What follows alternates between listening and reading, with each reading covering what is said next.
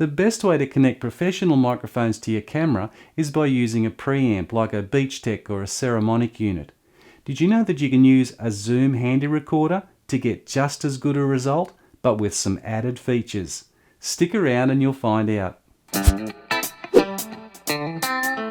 G'day, my name is Gary and you're watching the channel that's dedicated to make sound gear easy to understand. We upload tips, tutorials and reviews, so if you'd like some help with your audio, then please consider subscribing. Most mic inputs on DSLR cameras are quite noisy. Now on the other hand, if we use an audio interface like the Zoom H5 to present the camera with a higher signal, we can lower the input sensitivity on the camera. This drops down the noise floor and results in a much cleaner audio recording. Now if my usual steady instruction is a bit slow for you, I'll give you a quick startup guide first. And if you need more help, then stick around and I'll step you through in more detail. Now these are the items that you need. Your microphones, your XLR cables, your recorder, and the bridging lead, the 3.5mm stereo phono lead, or mini jack lead as some call it. And of course you'll need your camera with a microphone input. First, connect all your components together, switch on the recorder, and then make sure you have the correct file format set up in stereo file, which is the simplest way. Once in stereo file, select the inputs that you want and then test your microphones. Test 1, 2, 3, and then just adjust the volume until you get the level around -12. Go into the audio settings on the camera. Then adjust the input gain on your camera to match that. Then go ahead and record a test video. Listen to it back to see that the audio is not distorted in any way. So let's have a closer look at those steps in detail. And if you're enjoying this video, please consider giving us a thumbs up. DSLR microphones, of course, go into those connections. The connection lead to your camera, it needs to plug into the line output and then into the microphone input of your camera. Now we can set up the Zoom recorder. We'll switch it on, and a couple of adjustments need to be checked before we continue. Just make sure that the record mode is set to stereo file. Select that. Go into in-out and see that our line output level is not too high. I have it set to -15 at the moment.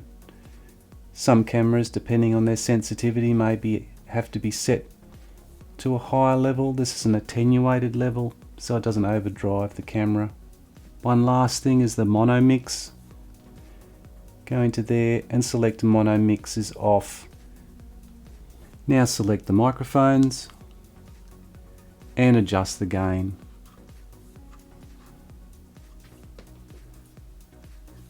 Test 1, 2, 3, 4, and you're looking at a comfortable level of about -12. Seems to be a good level. Test, check 1, 2, 3, 4, 1, 2, 3, 4. Test 1, 2, 3, 4. So both of those microphones are now correctly set up. So let's go to our camera. We'll switch the camera on. Go to the input settings on the camera. Make sure it's set to manual. Go to record level.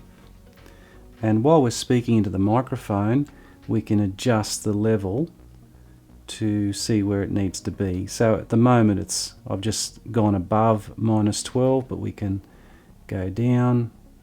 Right, so now that the microphone is set up correctly, we can go in and make a test recording. Test 1, 2, 3, 4, test 1, 2. Just doing a test on the camera. The H5 is set correctly, and now the input gain on the camera is set correctly. Then the last step, of course, is to listen to that recording. Test 1, 2, 3, 4, test 1, 2. Just doing a test on the camera. The H5 is set correctly, and now the input gain on the camera is set correctly. And then if you're happy with the recording, it's completely set up, ready to go. You can see and especially hear for yourself how versatile these recorders are. You've been able to correctly match the XLR mics, provide phantom power if it's needed, and then send a pre-amplified audio feed to your camera. Now, if you've been following our channel for some time, you'll understand our goal is to make sound gear easy to understand. So if you've got any questions at all about this gear, then type them in the comments section below. And if you'd like to find out more information about the equipment, then check out the links in the description. If you've just discovered our channel and you've enjoyed what you've seen so far, then go ahead and subscribe. Don't forget to click on the little bell icon as well to make sure you get a reminder when we upload more tutorials and reviews. Until our next video, I'll catch you later.